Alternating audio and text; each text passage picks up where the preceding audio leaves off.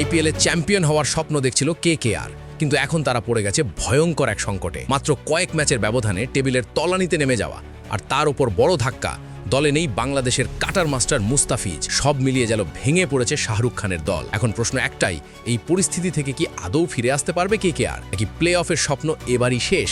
চলুন জেনে নেই বিস্তারিত। চলতি আইপিএলে কঠিন সময় পার করছে কলকাতা নাইট রাইডার্স। টুর্নামেন্টের শুরু থেকেই প্রত্যাশা অনুযায়ী পারফর্ম করতে পারছে না দলটি। এর মধ্যেই এসেছে বড় ধাক্কা, দলে নেই মুস্তাফিজুর রহমান। বাংলাদেশের এই তারকা পেসারকে নিয়েই কেকেআরের পরিকল্পনা ছিল শক্তিশালী বোলিং আক্রমণ গড়ে তোলা। বিশেষ করে ডেথ ওভারে তার কাটার ও ভ্যারিয়েশন দলের জন্য বড় অস্ত্র হতে পারত। তো নানা জটিলতার কারণে শেষ পর্যন্ত তাকে ছাড়াই মাঠে নামতে হচ্ছে কেকেআরকে। এই অনুপস্থিতির প্রভাবও স্পষ্ট দেখা যাচ্ছে দলের পারফরম্যান্সে। 4 ম্যাচ খেলে মাত্র 1 পয়েন্ট নিয়ে পয়েন্ট টেবিলের 9ম স্থানে রয়েছে দলটি। 10 দলের টুর্নামেন্টে এমন অবস্থান থেকে ঘুরে দাঁড়ানো মোটেও সহজ কাজ নয়। আইপিএলের নিয়ম অনুযায়ী প্রতিটি দলকে গ্রুপ পর্বে 14টি করে ম্যাচ খেলতে হয়। সাধারণত প্লে অফে জায়গা পেতে হলে কমপক্ষে 16 থেকে 18 পয়েন্ট প্রয়োজন হয়। অর্থাৎ একটি দলকে অন্তত 8টি ম্যাচ জিততে হবে শক্ত অবস্থানে যাওয়ার জন্য। বর্তমানে কেকেআরের হাতে আছে আরও 10টি ম্যাচ।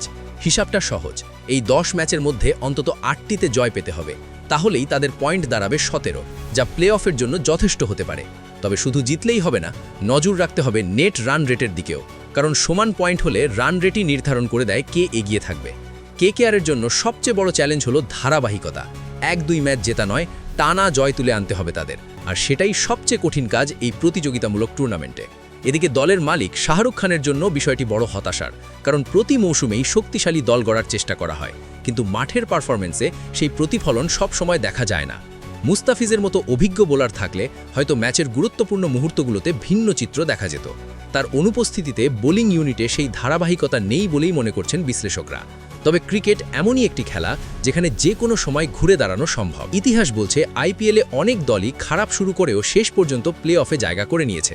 এখন কেকেআরের সামনে একটাই লক্ষ্য, প্রতিটি ম্যাচকে ফাইনাল হিসেবে দেখা। ভুলের কোনো সুযোগ নেই, প্রতিটি নির্ধারণ নিতে হবে নিখুঁতভাবে।